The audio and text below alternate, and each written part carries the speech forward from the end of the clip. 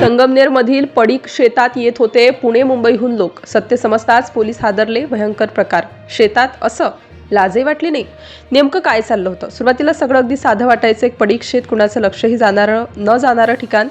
दिवसा तिथे काहीच हालचाल नसायची, पण जसं सूर्य मावळायचा तसं त्या ठिकाणी काहीतरी बदल व्हायचा. दूरवरून येणाऱ्या गाड्यांचे दिवे, हलक्या आवाजात होणारी हालचाल आणि गावकऱ्यांच्या नजरा त्या दिशेने वळायला लागायच्या. पहिल्यांदा कुणालाही काही कळलं नाही. लोक म्हणायचे कदाचित शेतमालाचा काही व्यवहार असेल, पण हळूहळू शंका वाढू लागली, कारण येणाऱ्या गाड्यांचे नंबर बाहेरच्या शहरांचे होते. काही लोक तर सरळ पुणे आणि मुंबईकडून येत होते. एवढ्या लांबून लोक या निर्जन ठिकाणी का येत होते? गावात कुजबूज सुरू झाली. काही जणांनी पाहिलं की गाड्या थेट त्या शेडजवळ थांबतात, काही वेळाने पुन्हा निघून जातात. पण त्या वेळेत नेमकं काय होतं हे कुणालाच स्पष्ट सांगता येत नव्हतं. प्रत्येकाच्या मनात एकच प्रश्न, तिथे असं काय आहे? एक दोन धाडसी तरुणांनी दुरून निरीक्षण करण्याचा प्रयत्न केला, पण जवळ गेल्यावर त्यांना जाणवलं की तिथे काहीतरी गंभीर सुरू आहे. त्यामुळे तेही मागे फिरले, कारण वातावरणातच एक प्रकारची दडपणाची भावना होती. जणू काही कुणीतरी पाहत आहे. रात्र जशी जशी गडद व्हायची तसं तसं त्या ठिकाणी हालचाल वाढायची. काही गाड्या पटकन यायच्या आणि काही निघून जायच्या.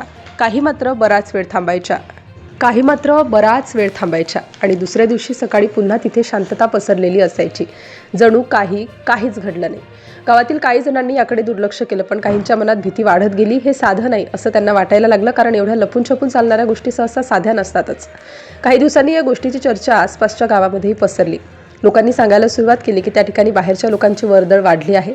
काहींनी तर असंही सांगितलं की रात्री तिथे वेगळेच प्रकार चालतात. या चर्चेने वातावरण आणखी तापलं. काही जणांनी थेट प्रशासनापर्यंत ही माहिती पोहोचवली, पण पुरावे नसल्यामुळे लगेच काही कारवाई झाली नाही. मात्र नजर ठेवण्यास सुरुवात झाली. दरम्यान येणाऱ्या जाणाऱ्यांची संख्या वाढतच होती. काही लोकांनी पाहिलं की त्या ठिकाणी काही महिलांची ये जा सुरू आहे, त्यामुळे संशय अधिकच गडद झाला. गावकऱ्यांच्या मनात आता भीतीपेक्षा उत्सुकता आणि राग वाढत होता.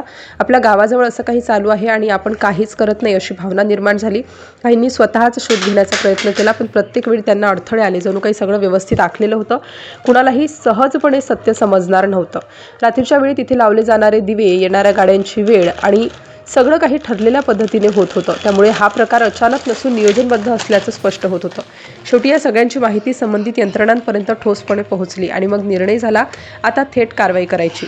त्या रात्री सगळं पूर्वीसारखंच दिसत होतं. गाड्या येत होत्या, जात होत्या, पण यावेळी कुणालाही कल्पना नव्हती की सावलीत काहीतरी मोठं घडणार आहे. अचानक काही वाहनं त्या ठिकाणी पोहोचली. सगळीकडे हालचाल सुरू झाली. आतमध्ये असलेले लोक गोंधळले. काहींनी पळण्याचा प्रयत्न केला, पण सगळं वेढलं गेलं होतं.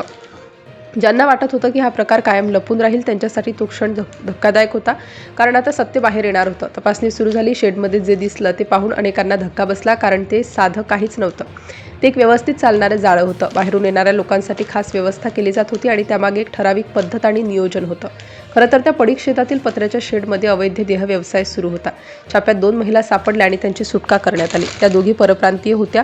हा व्यवसाय चालवणारी एक महिला मुख्य आरोपी होती. तिलाच पोलिसांनी अटक केली. तिथे येणारे ग्राहक प्रामुख्याने बाहेरच्या शहरातून, विशेषतः पुणे आणि मुंबईकडून येत होते व आसपासच्या परिसरातून. तपासात हेही समोर आलं की हा प्रकार काही दिवसांचा नव्हता. हळूहळू वाढत जाऊन नियोजनबद्ध पद्धतीने चालणारा अड्डा बनला होता. काही वेळा बाहेरूनही महिलांना आणलं जात होतं अशी माहिती मिळाली आणि हे सर्व इतक्या गुप्तपणे सुरू होतं की सत्य बाहेर येईपर्यंत कुणालाही पूर्ण कल्पना नव्हती.